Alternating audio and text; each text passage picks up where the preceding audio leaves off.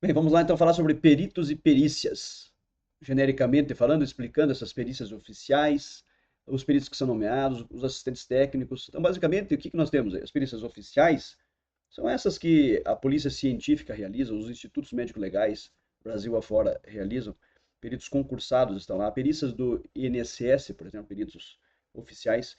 Ao passo que peritos nomeados são aqueles que, se você tiver perícia, tiver conhecimento em alguma área, destreza em alguma área, você pode ser convocado pela justiça para prestar esclarecimento para um fato técnico relevante que esteja sendo discutido em algum litígio.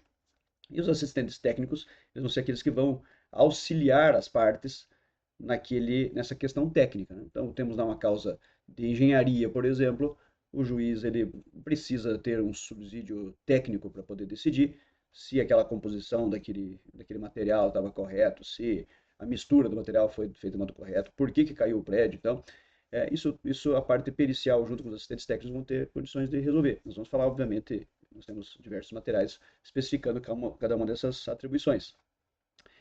Nas polícias científicas, nos estados, nós temos os peritos, então vai ter lá o perito da toxicologia, por exemplo, vai ter o perito do local de morte, a localística, o perito médico legista, médico legal, que vai estar lá para fazer as necropsias e as lesões corporais, etc.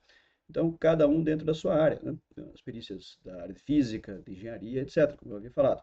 E no INSS, esse concurso público que existe, é, existem vagas abertas aí que o governo disponibiliza volta e meia.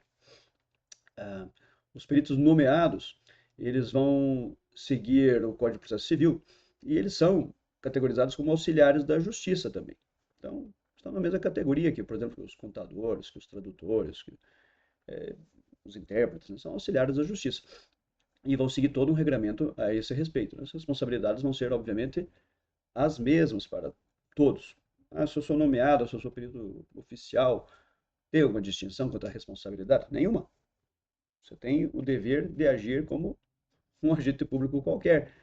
Porque o conceito de agente público não estou falando de servidor público. O conceito de agente público, seria da segunda lei de improbidade administrativa, que é uma lei federal, diz que todo aquele que exerce, ainda que transitoriamente ou sem remuneração, por nomeação, nesse caso, né?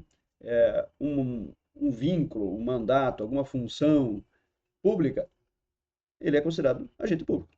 Então, e para isso ele vai ter fé pública. Então, embora não tenha sido, vamos dizer, no caso do perito nomeado, ele não tenha sido, não passou no concurso público, vamos dizer, para aquele mistério, ele vai ser, vai ter as responsabilidades de um agente público como outro qualquer, como se fosse um servidor público. Certo? Obrigado e vamos continuando.